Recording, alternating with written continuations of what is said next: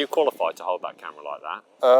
You told me you had to like stable in your body and... Yeah, but that camera has got a pretty good stabilization. Right, so all right, it's doing all the work for you? Yeah, literally, oh, yes. Fantastic, yeah, fantastic. Yeah. So what are we doing today? Tell everybody what we're doing today. So... I say today, this evening, because I wanted to go home, but now we're stuck here. No, you're stuck here with me. Sorry, mate. Yeah, go on. So everyone knows that I love my feeder fishing, and in my head I'm pretty good with it. But okay, yeah, but results say otherwise. But results say otherwise. Okay, yeah, I got it. Yeah. Especially the technical bit, like casting. Okay, yeah. And I couldn't ask better person to teach me how to cast. Why is Des here? I could do it, Des. Yeah, he said it's easy coaching you. Lee, you will laugh. I cast longer than Des with the distance monster. I'm not really surprised, to be fair. He's not as tall as you, is he? You've got a lot of advantage there. Yeah, but it's not just how tall you are, it's the technique. It's all about technique, Zsolt. I think for the guys at home, it's distance is one thing, but distance needs to come with accuracy. Yes. Accuracy close in, and how you're putting the feeder in the water. Because I've been near you, and you need protection when the feeder's going in. So we are going to focus today with Zsolt on all those things, I think. And we have got a perfectly placed because it's about 45 metres wide at Hallcroft here. So we're going to do a little bit of accuracy work. We're going to do a little bit of... Definitely I need some accuracy. Yeah, we're going to do some presentation work and we're going to do a bit of distance work as well. So we're going to show you guys how we're going to go about making him a better caster. I don't know who has got a harder job, you or me. Yeah, no, not me.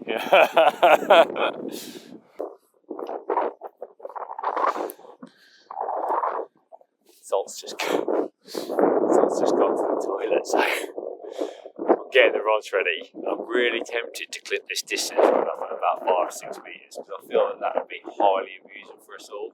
We go for the first distance cast, but don't know if I can do it to him, but I know we'll do it anyway. Let's get it done. Come on then. Right, what we got here? So I think we're going to start basic. I've given you 11-foot Superior X, and I've just put a 30-gram XR Banjo XR on there. I think if ever anybody at home wants to get better at casting, one of the things that really improved my casting, I used to go down the canal, and it was about 25 metres wide. There was sheet piling on either side. And I used to like pick spots in the sheet piling and chuck at them as tight as I could. And I think having a far bank or having something to cast to, it really helps you focus. Is the bank not too far for me? No, that's not too far for you. You'll be able to get it there. I've got a heavier feeder in case you need it. There's a little bit of a tree overhanging. It's not an easy cast, but if you can cast to like a far bank or something like a target, it means when you're on open water, you naturally become a little bit tighter. I think when there's just open water, you get a little bit cavalier.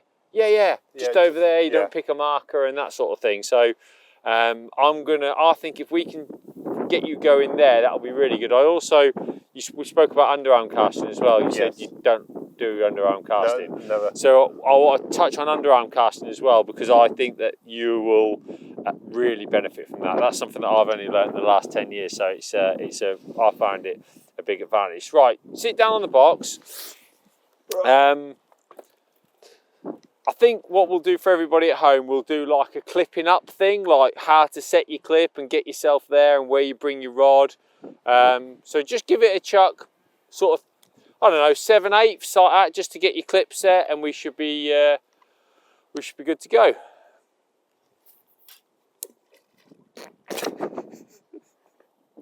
I'll just check that there's no clip on, mate.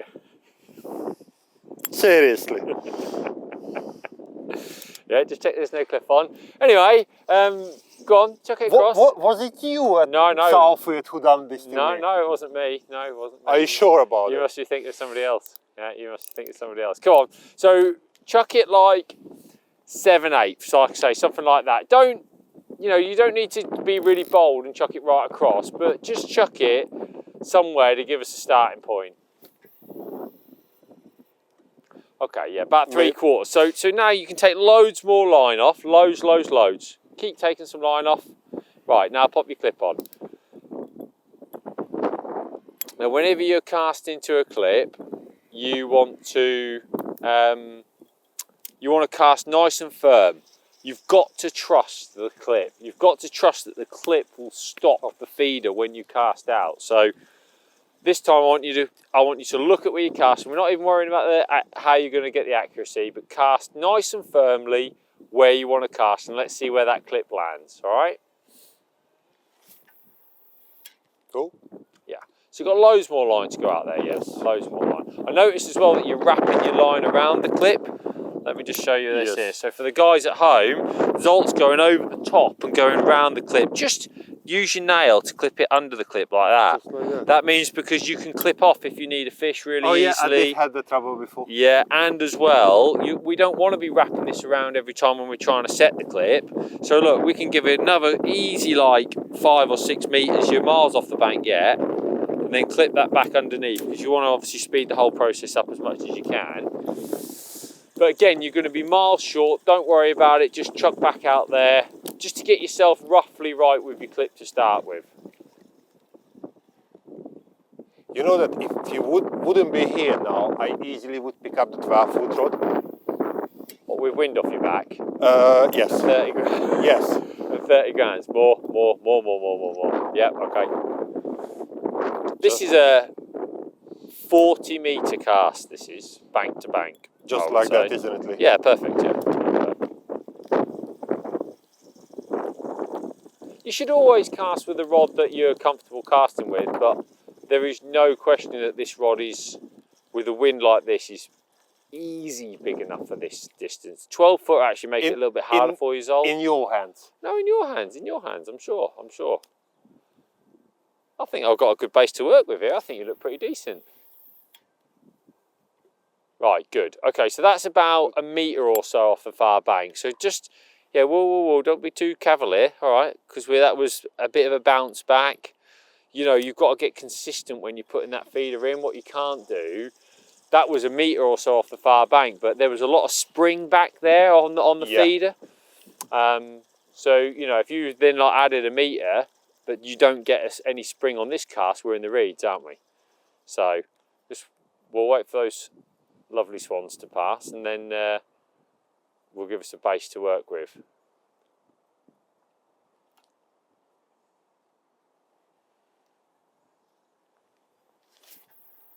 That's a nicer trajectory.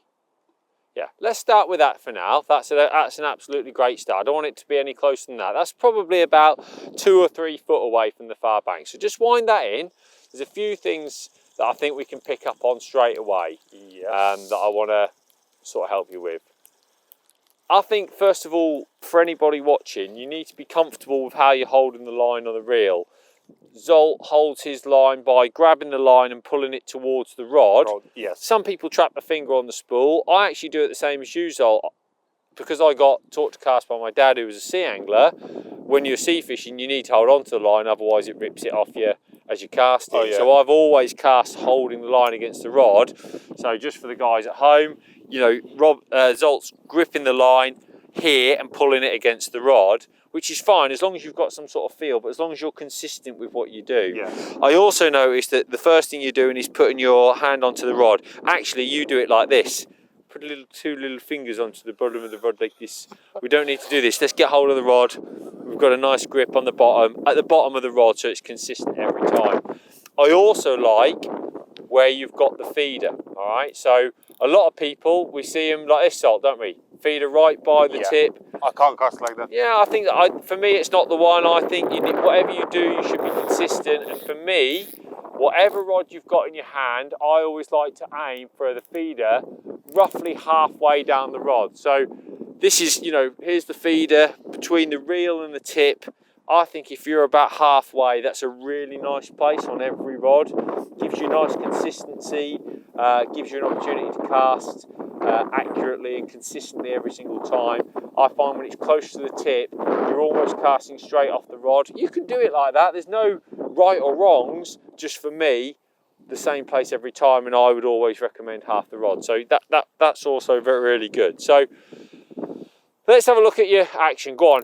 There is an old peg on the opposite bank. There's like some old steps coming down, Zsolt. What? That way? No, opposite. Straight opposite there. Can you see then the old steps coming down? There's a little bit of an overhanging tree to the right. As tight as we can to those reeds, that is our cast. Thinking if we put it there, we're going to catch a carp. Show me what you got.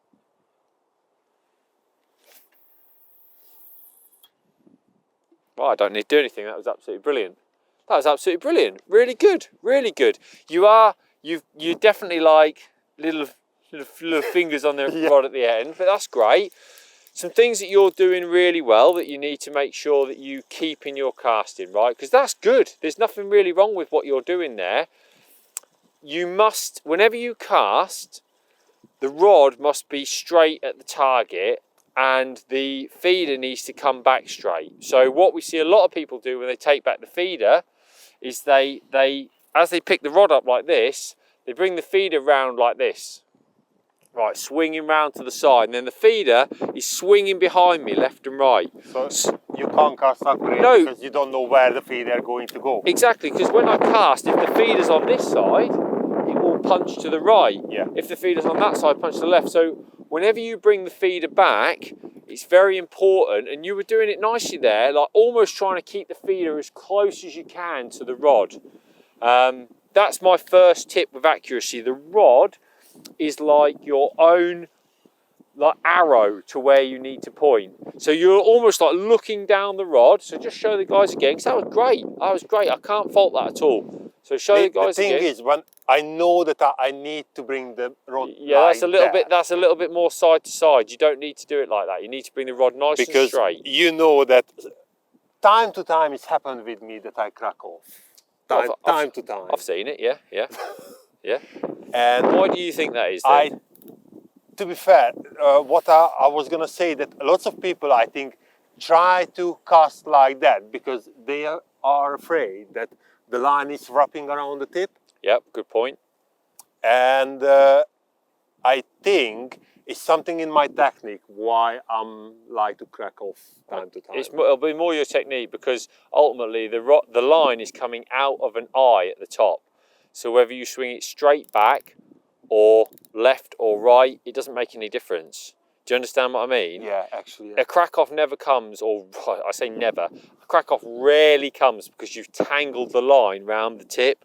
Crack-offs come because as you're punching the rod out, the rod is shaking and it basically wraps around the tip, sort of 6-7 meters from the rod end. So it's like, because I'm not doing one constant movement as I'm casting.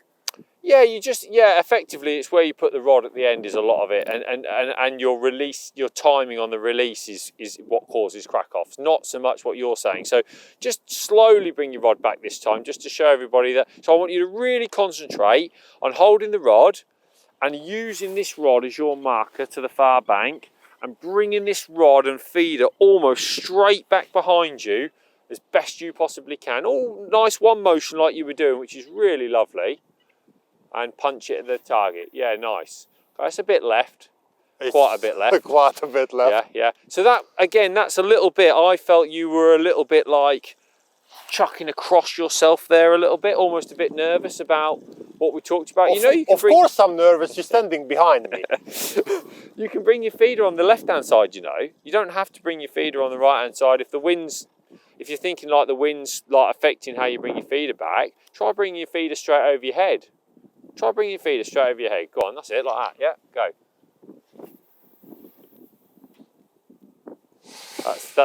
That's further left. What's happening here? I think it's the wind. It's definitely the wind.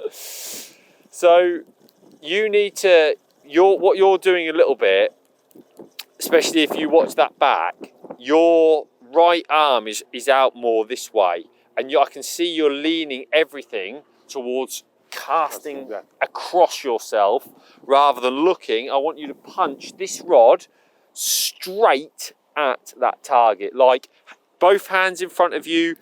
You're almost like the rod needs to be almost blocking the target. Do you understand what I mean? Yeah.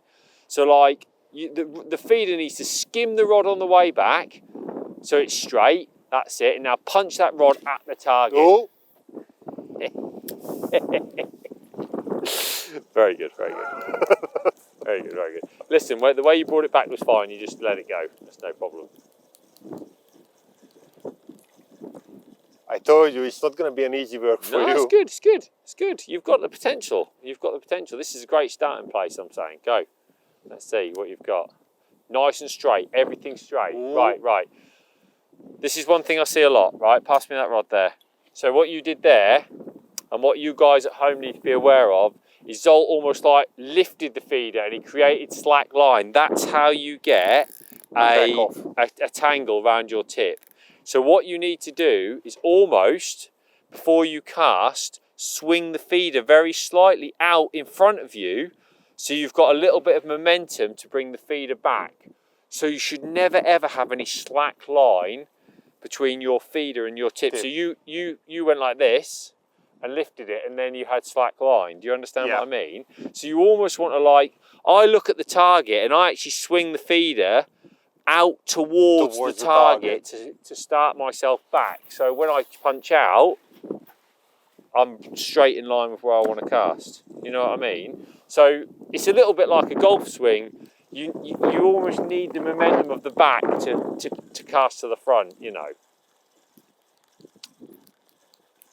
So just try that. I want you to, like, very gently get to your feeder to your position where you are. It'll take a little bit of getting used to. Not a big swing, but just gently swing the feeder out. That's it, and then bring it back. That's what I want you to do, just like that. That's perfect. Hey, that is awesome. That's really good. That's really, really good. Really good, because you started the feeder out, you weren't doing that horrible lifty thing, trying to bring it back straight, were you? That also encourages you to make everything straight, your rod straight, your your feeder coming back straight, because you've started the feeder swinging out in front of you slightly. Just try that again. So this is something, if you were doing this at home, this would take quite a bit of practice. This isn't something that you could do straight off. Well, stop. So there, you swung the feeder out to the right. Okay. Right, so once you swung that feeder out to the right, it was whopping all over the place. I want you to literally look at the target and do a gentle, literally almost what it's doing now, but just out towards the target. That's it, and now back.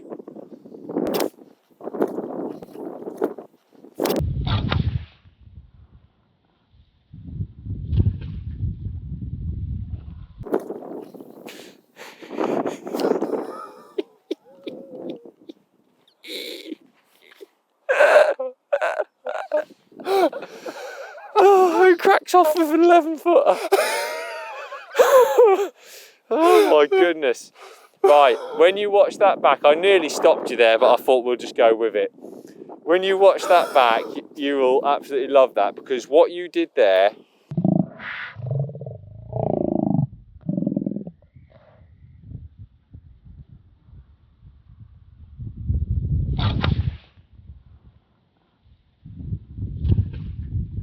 as you brought the feeder back, you did that lifty thing again. Okay. And you're flipping the rod up and tangling the line. Just push my quiver tip back in here. You're tangling the line around your tip. That's what you're doing. That's one of the things that's causing you a lot of problems. You're flipping it up and creating slack line between the feeder and the tip as you bring it back. Do you understand what I mean? Yeah, sorry Lee, about your feeder. It's like I'm gonna give you one extra banjo. No, you're not. Give me an extra banjo. Right, let's get set back up, and then we'll come back to the guys here.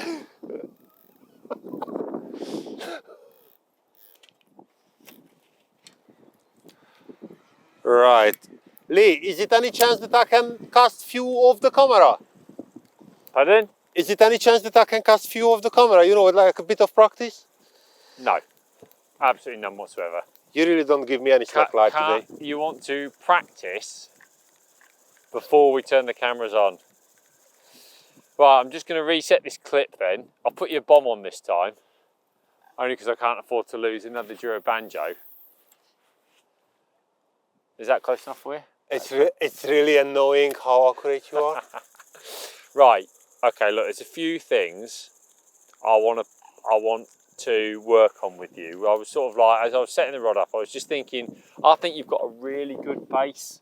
I think your general casting is okay. There's just a few little faults that I think if we can get those sorted, I think you could be really good. And obviously, and this is for the guys at home as well, if you want to be better at casting, you have to go out and practice. But having the fundamental technique to begin with, in my opinion, is really important. I think that's my biggest mistake, that I'm a lazy and I just don't go out for but you don't. practice. But do you know, I never really specifically went out to practice. I tell you what I did quite a bit when I was. It was a concern to me. I used to, like, as I packed my rod away, Zsolt, I'd have like 10 or 12 casts at the end of the day. You know, sometimes I might have longer, I might have half an hour casting it in or something like that. If I went pleasure fishing, if after my last cast, I'd sit there for 20 minutes and have a bit of a cast just to make sure I was really confident in my tackle. And I think that just all those little things add up over time. Do you know what I mean? So, look, this was your fundamental issue with what you were doing. So, what I was asking you to do is effectively bring the bomb back and then cast it forward in one movement. But as a result of that, you were flicking the bomb up, and that was creating slack line and bounce in and around the quiver tip. And that bounce and slack line is what tangled it around the tip and caused the crack off. All right. So what we're trying to do is bring our bomb back smoothly and then cast it forward all in the same motion. That doesn't mean a fast swipe back and forward. It means nice and controlled. So looking at your target, I also noticed that you weren't very consistent with your flight. Sometimes you chuck one quite high, sometimes you chuck one quite low. I believe that when you're trying to cast, if you like loop it up in the air, I think there's quite a big margin for error there. I believe the wind can catch it left and right. I think the wind can affect it more. I also think when you try to cast almost upwards, you're not focusing at your target, so you're not casting firmly to where your target is. And I just think all of those things generally affect your accuracy and consistency. So what I try to do when I cast, take the horizon there, there's a tree, a big tall tree. Now I see a lot of people would almost like the casting up above that tree. Yes. Well, if you look a bit lower, there's like a line of gorse, say like 15, 20 feet above the water. I don't really want my bomb to be much higher than that. I want it to almost travel in this like area, almost, I'm almost going to say the trajectory is obviously up off the rod, but very quickly going down again. And I'm using the speed of the cast to carry the feeder that remaining distance, rather than going up and almost just the bomb falling at the end. Yeah. Because when you cast it a little while ago, when you cast it too hard and your feeder was like 40 foot in the air when it hit the clip, it's going to bounce back much more.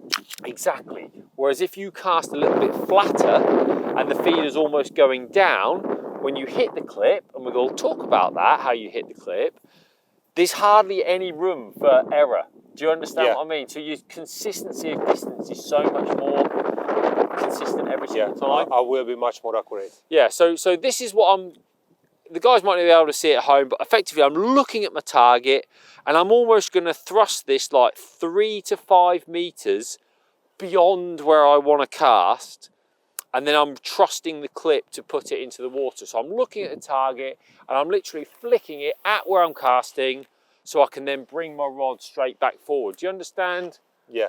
With the trajectory there, I mean, I cast that one really flat to almost show you that sort of flat trajectory. But what you can't do is cast it really gently when you do that. You almost have to go, no, I'm going to firmly cast at my target. And that helps keep the bomb true, keep the rod true. It's you know why it's funny? Because Des always telling me that I'm casting too firmly, like I'm casting the Wegler. Yeah. And he's always telling me off for that. Yeah. I understand what you're saying. There's nothing, if you were casting 20 meters, I wouldn't want you to try and cast 40 meters. I would want you to try and cast 22, 23 meters. Do you understand what I mean? Yeah. Just not looped sky high in the air. Yeah. You know, you're still starting it up, but you're trying to keep it a lot flatter if you want to be consistently accurate at this sort of distance and this sort of target. So just try that again, because I think you've got all the fundamentals to be really good. So let's see, nice and steady. Yeah, that's really nice. Little bit left, but that's really nice. Yeah. See, so that's what I'm looking for from your cast. That bomb is probably, if you didn't have a clip on, it was going to go 2 meters into the bank, wasn't it? Yes. It wasn't going to go 20 meters into the bank. Yes. Like Des says, don't try and smash it across there, but just you're looking to try and keep your trajectory a little bit lower and consistent is what I want to achieve. So let's just look at that again. Yeah, that's nice. A good trajectory. Slightly left. You need to just focus on your target a little bit more. So I want you to, this time when you're bringing it back, you're sort of slipping yourself a little bit. Your miss is to the left. I rarely see you put one to the right. Yeah. And that's because you're a little bit more entitled from coming right to left rather than Straight. truly over your back. Do you understand what I mean? Yeah. So I want you to go nice and true, straight, not coming from your right, all right? That's much better. That was slightly right. That was really good. That's the first time I've ever seen you do that to that side. You got a little bit shaky as well on your take back. You nearly got your bounce in there, but you redeemed yourself, which was good.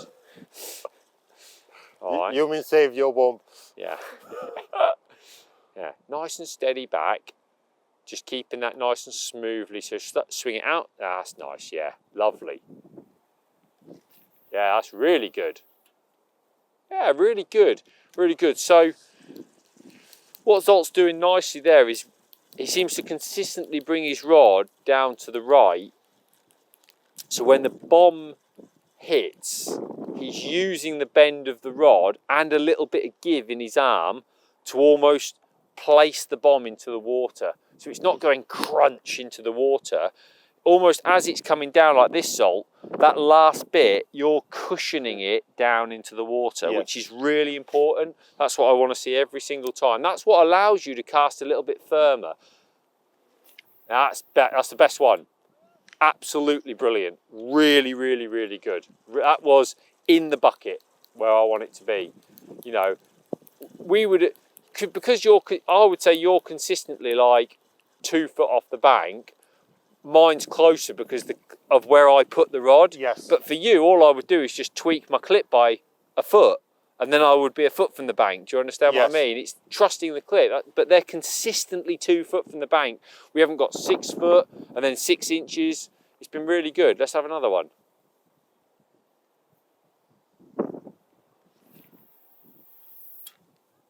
Yeah, well, that was the direction was brilliant.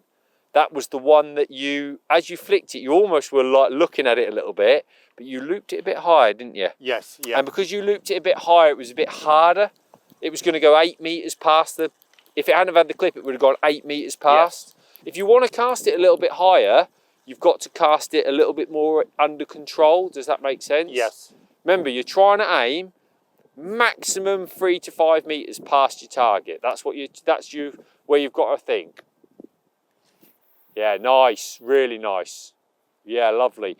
Again, like if you were drawing that trajectory, it's almost like up like that to the middle and then down. It's all very flat. It's not like sky high and then rocketing down at the bottom. Really good. Let's have one more.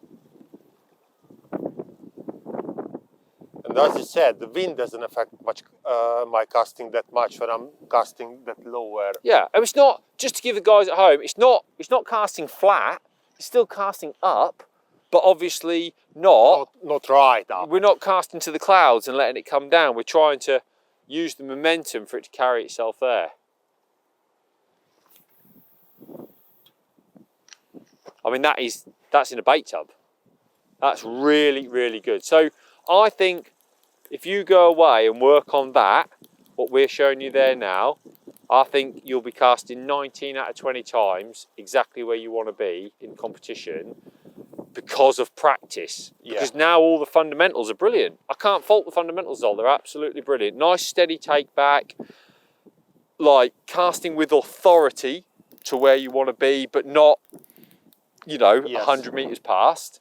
That all those things are really important. It's not a partial flick. It's that's where I want to be. So you're saying that I'm not totally hopeless? You're not totally hopeless, mate. Far from it. I think we should do a little bit of underarm casting for the guys, and then we will touch on a little bit of distance, because this is going to be very good if you work on it. Go on, one more, because I'm enjoying it. Yeah, I'm loving it. Yeah. No, I don't have a crackle. Yeah. Yeah, nice. That was only going to be a metre pass. Very good, very good.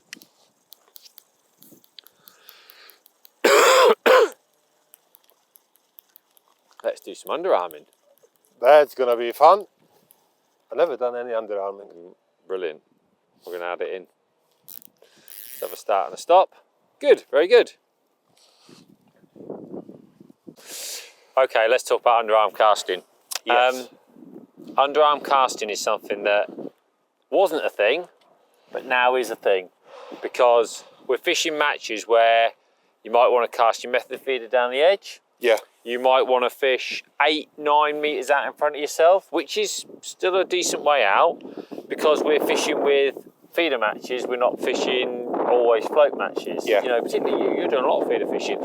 And for the guys who are watching, when you're method feeder fishing, if you don't want to get your pole out of your bag and you might have a little go down the edge, this is a great way of doing it.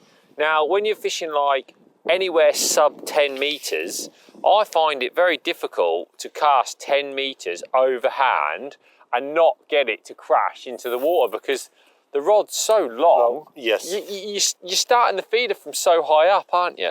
And it's a similar theory to when you're casting across. If you can keep everything nice and low, when it's going out there nice and low, it's obviously going to go in a lot quieter, a lot nicer, not break your feeder up as much. Not jumping back. Yeah, not spook the fish off, that sort of thing. So we're going to try and do a little bit of casting this bomb down the edge, because I've set you quite a challenge, really. We're casting 2 pegs away. I reckon we're casting on the limit of underarming. I reckon that's 12 meters.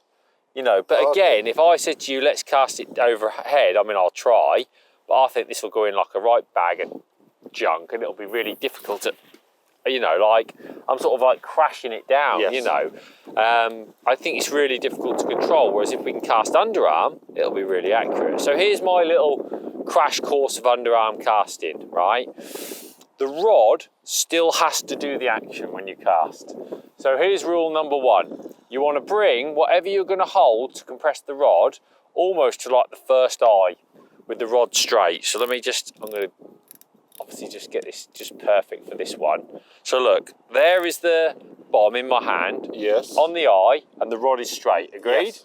And what I'm going to do, Zsolt, when I go to cast, is pull the bomb to the reel. So I've actually compressed the rod, haven't I? I've put bend into the top of the rod. So that means when I flick my arm out underneath towards the target, there is spring in the rod to catapult.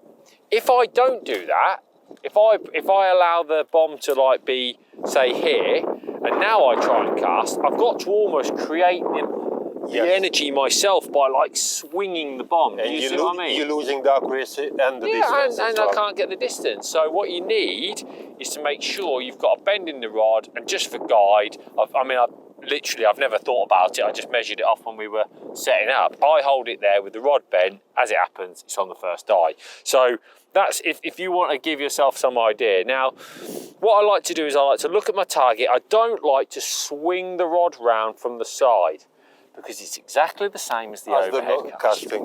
If you bring it round from the side, if you release it too late, you're going to chuck it in the bush. You're going to be all over the place. Exactly, right? So you want to look at where you're casting, use the compression of the rod, and almost flick the rod underarm towards where you're casting. So I'll look down the side. This is really naughty cast, because it's very, very windy, and we're trying to cast sort of like 12 meters. But we'll have a go. So look, compress the rod, and we're flicking it right in there, all right? Right in the spot, lovely quiet entry, right where we want to fish. That's just short of that pallet. We can't really see it here, it's under the water. But again, the same thing, and then it becomes about practice. So a nice compression in the rod, absolutely essential. The more you can compress the rod, the further you can underarm cast, because if I cast out in front of me, Zsolt, underarm, you'd be astonished how far I can actually cast. All right. That's like 2/3 of the leg. Yeah, absolutely. I reckon there's even a chance we could chuck it across underarm, because there's no reason why, if you're using a strong enough rod or a long enough rod with the bend in the rod, you're still compressing the rod. It's just coming from the underarm, you know. Are you kidding? So you don't have to flick it yourself. You're again just using the rod. Good, isn't it? So that was like 30-meter underarming. Right, so look, same again. So I like to stand up if I can. Like if I'm obviously fishing dead close in front of myself, so I don't need to stand up. Let's say I was underarming at, say, Tamar, I can just literally flick it where I want to, like that. Yeah. All right. But when I'm going down the edge, I don't want to get my side tray or anything in the way. So I look at where I am, I stand up, and I can then, and I'm just trying to use my hand to judge it. Yeah. For you, I'm going to put the clip on, because I feel like that's safety first. But I personally, unless I'm chucking up against a bank, I don't use the clip, because I think I can eye it in. But again, it's only through practice. So let's have a go at this. This is going to be good, isn't it? Do you want to have a go out in front of you to start with? Right. So reel it up like. Yeah. First eye. Going on the box. Yeah. Pull it down, so you're using the rod.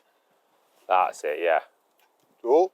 Yeah, nice, that's right, that's the clip. That's the clip. That was nice. I mean, obviously that was a bit of a up and up release. Again, you're just trying to get the momentum of the rod. It's the rod itself that's doing the cast. Try again, nice. Yeah, that's lovely. That's lovely. That'd have gone 15 meters, no problem. Got a heavy bomb on, don't forget. Yeah. You know, you've got a 30-gram bomb on, which is what you'd be chucking down the edge. So now, come on then, show me down the edge. So I want the same again. I want you to hold the bomb, pull the bomb down. You don't have to blast it, just flick it down there. Yeah, not bad, not bad. Pretty good. Like that, towards where you go. Watch again. Yeah. I've just taught you to underarm cast. Wow. It's because you're using the rod. It's because you're using the compression of the rod. You're not trying to. I tried once or twice, but it was the same. Yeah. I made the same mistake as with the casting. That you need more compression in the rod. Yes, I didn't use my rod. I used my arm. That's because if you've got it in your hand and you haven't bent the rod round, you have to use your arm to flick it. But you don't need to. You've got a rod. There you go. That's good, isn't it? I don't think it's particularly difficult. I just think it's knowing the right technique to do. Should we risk it? Should we try without the clip? No. I want you to. Right, this is it. This is the cast to catch me a fish.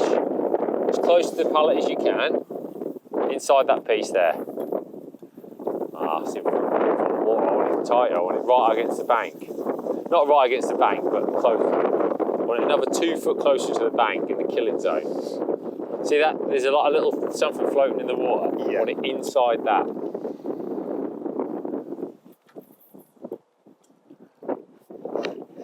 We got it, baby. God. Brilliant, isn't it? That's exactly what I want. Really, really good. Really good. And now if I was fishing down the edge and I was nervous about it, I'd have my clip on, and then I'd take my clip off. That's on the pallet. I'd have my clip off. Can't fish on the pallet. I'd have my clip on, I'd then clip off and put it on the rod rest, do you know what I mean? Yeah. If I was worried about where I actually fished. So that's what's really important. That's it, nice bend in the rod. Nice, perfect. You'll be underarming all the time. We're having a casting lesson. All right. He needs it. Or he reckons he does, although he's pretty good, to be honest. Oh, bush. Yeah, I think we'll probably quit there, mate. No, great. I think you've learned how to underarm cast. Nice. No, it's just practice. It's just practice again. I will try it on decoy on the first feeder. Yeah, don't beat me. Let's do a little bit of distance down the lake so we just, finish yourselves off, all right? Right. Let's cast 100 meter. Right, we're not casting 100 metres. 100 metres is for another day once you've done a little bit of practicing, right? Okay. So I'm going to teach you what I think is fishing distances. So I think a lot of people, they want to go and cast 100 metres, and there's nothing wrong with that, mate. But if you want to go and cast 100 metres, you need the right equipment. Yes. Right, so you need, I would say, minimum 75 gram feeder. Right? Yes. That's what I believe. If you want to cast 100 metres, you need a heavy enough feeder to compress the rod and chuck out. You need a Monster Extreme rod, because again, you need a heavier, stronger rod to cast that distance. And an Extremity XTR. And an Extremity XTR. That's what you've got to have. You've got to have 12-pound shock leader at least. You want to have 5-pound mono, so it's nice and thin for casting. And I would recommend anyone who wants to be a better distance caster go out and try and set themselves that goal of 100 metres, because when I went out to try to cast 100 metres, I couldn't get near it, Zsolt, for weeks. And then... I don't believe that. No, I couldn't get near it, right? I couldn't get near it. And then I could hit it every single time I went out. And do you know what was amazing? 70 metres was easy. And let's be honest, how often do you fish more than 70, 80 metres? Very rare. It's very rare. So if you want to cast at distance, set yourself some big targets. But the reality is, if I wanted to fish 70 metres, I don't want a Monster Extreme. I don't want a 75 gram feeder. I want something a little bit nicer to fish with, and maybe a 45 or 60 gram feeder. I want a Distance Master rod, which is what I've got here, 3.8, which is a shortish rod for distance casting, but it's a lovely fishing rod. I've still got my nice big XTR extremity reel. I've got a 10-pound sinking feeder mono shock leader, and I've got 6-pound line on the reel. Not a dead thin line, a line that if we hook a 20-pound carp, we've still got a nice strong line, all right? But this is more what I consider a fishing setup. So it's not just about casting at distance. It's not just about casting at distance and going wildly into the horizon. We want to be accurate. Now, can you see there's a little single white tree there, and the bank is about 90 metres away. So we're not going to get to the bank. Is it 90 metre? Yeah, I've just sticked up 80 metres. So this is sticked up at 80 metres, and it's nowhere near that bank. So don't worry about it. You're not going to get to there, all right? If you think about it, it's 40 metres across there. Swing that round, it's more than double to that. So that's why it's, I've stick this up at 80 anyway, because I feel this is like, if you can cast there, we're all good. And I think I've only got a 45 gram bomb on because I'm worried about you cracking off. And I don't have many 60 gram bombs. So you might not be as easy, but that means we're going to have to cast it nice and firm to get it there, which is good. If you put a heavier feeder on it, it'd absolutely smash it there. Do you know what I mean? So there's a bit of wind left to right. So if the white tree was my target, I would probably aim for that big tree to the left. Do you see that? Because I think when it goes through the air, we've got a 20-mile-an-hour wind left to right, it is going to blow it. Yeah. So I have to consider things like that. I can't just chuck it at the white tree and hope it stays there, because it's not going to. It's never going to. So there's two schools of thought with a distance cast, Zsolt, right? There's the carp angler's distance cast, I'm going to call it, which is when you hold it. You've got a metre of drop. You use the full handle, you bring your arms up nice and high like this, you hold everything nice and high in the air, you bring the rod right back, and you fully compress the rod through to where you want to cast. If you want to go big distances, that works, that definitely works, right? You can really, almost like using your strength to power the reel through and pull down with this hand to fire through to where you want to cast. Lee, does it work with the feeder rods as well? Because obviously the carp rods has got much bigger eyes, much bigger reel, and everything just scaled up. Is that technique works with like our setup? I have to say, Zsolt, if I'm going for a really big cast, that is how I will cast. Like I'm talking about 150. If I'm going for like a massive cast, I will bring my arms up like this. I will really give myself plenty of leverage. I will almost step into the cast and cast it through.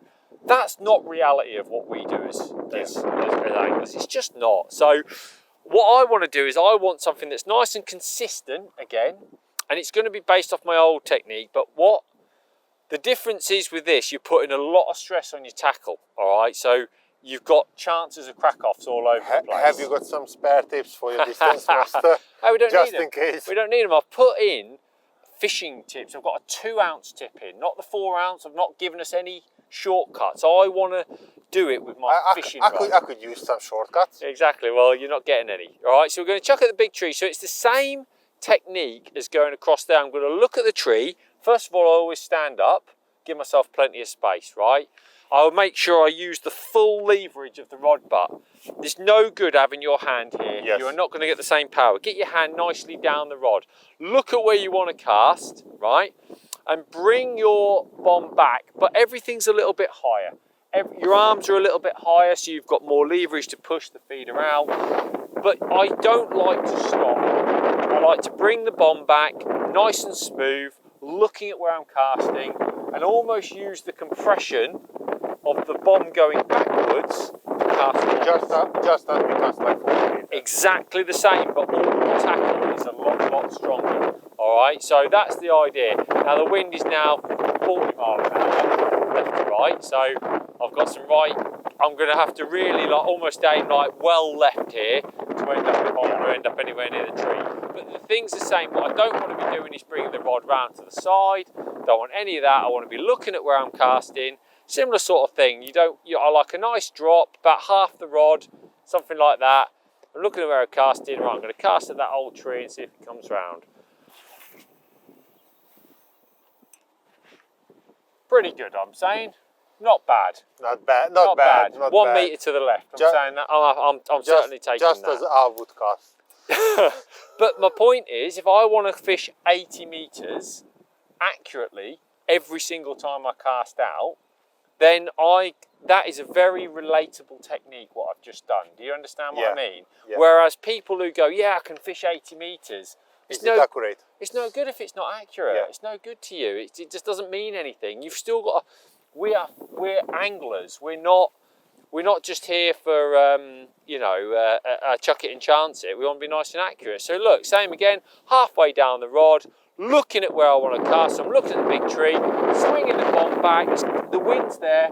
This is where my whole thing about punching the rod towards where I cast and not looping really helps me more than other people.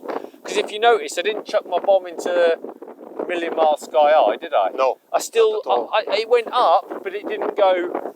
No, not like me. Not like me. Exactly. So if you want to cast a long way, you've still got to trust the rod to punch where you want to go. So just same again, back.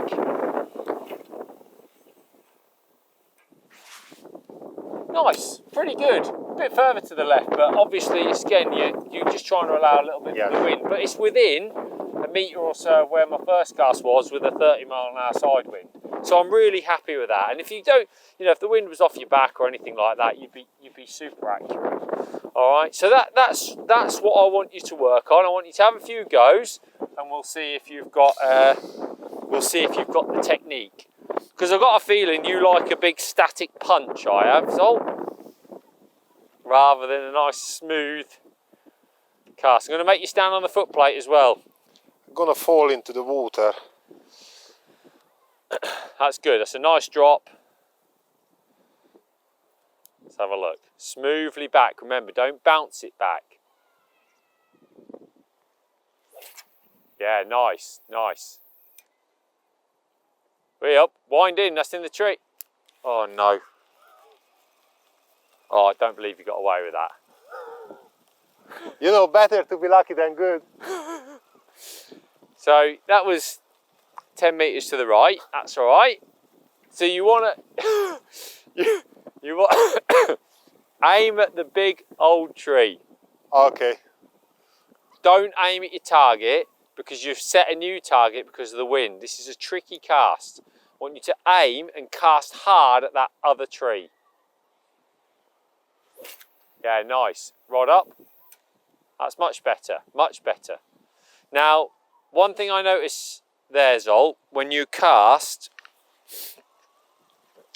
the rod, it's very important, and I've seen a lot of people do this when they distance cast, your momentum when you're casting out is bringing the rod from this point here, and that time your tip actually hit the water because you're bringing your arms over so far. You need to, when you cast, finish your tip pointing at the top of that tree in the distance. Okay. Because that's where the line comes out of the rod and all the compression is done by that point, and it's going to help you reduce crack off. So like, almost like, I'll do this slow motion, just watch the tip there. That's where your finish position needs to be, not smashing into the water. I'm not saying I didn't do it on the last one, but it's from this point to that point, not from this point to this point. Yeah. Do you understand what I mean? So that's going to help you compress the rod and fly the line and stop your crack offs, because you're not going to have you're not going to have your rod down as your bomb's trying to go up. Do you understand what I mean? Yeah. So I want you to flick to the horizon rather than flick to the water. So, the old drag down. let's try one more time. No, it's great. I'm gonna cut it off that part. You're definitely not cutting that off. I want you to be smooth going back. A little bit longer line, that's it. Smoother going back. Don't rush yourself going back. That's nice.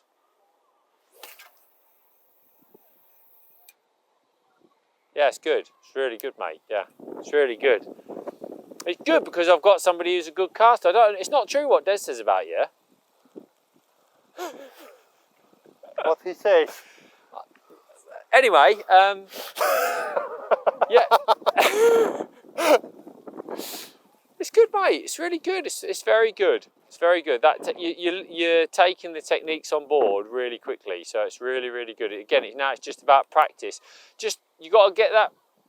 Your release is a little bit early, I think, which is what's causing you that chance of a drag down. Okay. So I want you to almost like feel like you're holding onto the bomb a split second longer than you should do. But again, you're trying to do this, Zsolt. There. Yeah. The cast is there, all right? Just hold on to that bomb a split second longer than you need to, not a lot longer. And I think you're going to be spot on. Hey, that was really good. The timing's really clean there. Did you see the difference, how hard that hit the clip? Yeah. That like smashed the clip because you are you're casting with the perfect timing. The timing is what gets the distance. That was your best cast yet by a mile. Notice it never even hinted at getting caught on the rings or anything, did it? Whereas your two before, I think you're releasing a tiny bit early. And I think a lot of people do that when they get a crack off as well. So just same again. Just almost like that split second longer. Go on, give us one more.